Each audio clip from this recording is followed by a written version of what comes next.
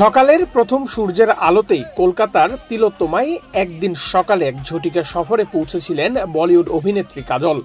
মা ভবতারিণীর মন্দিরে পূজা দিতে আসেন তিনি, আর তার উপস্থিতি একে একে উপহার দেয় নানা স্মৃতি।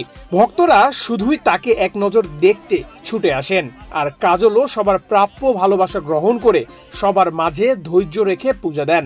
মন্দির প্রাঙ্গণে ভক্তদের ভিড় যেন উপচে পড়ছিল, যার জন্য কাজলের দেহরক্ষীদের পক্ষে পরিস্থিতি সামলানো ছিল এক কঠিন চ্যালেঞ্জ।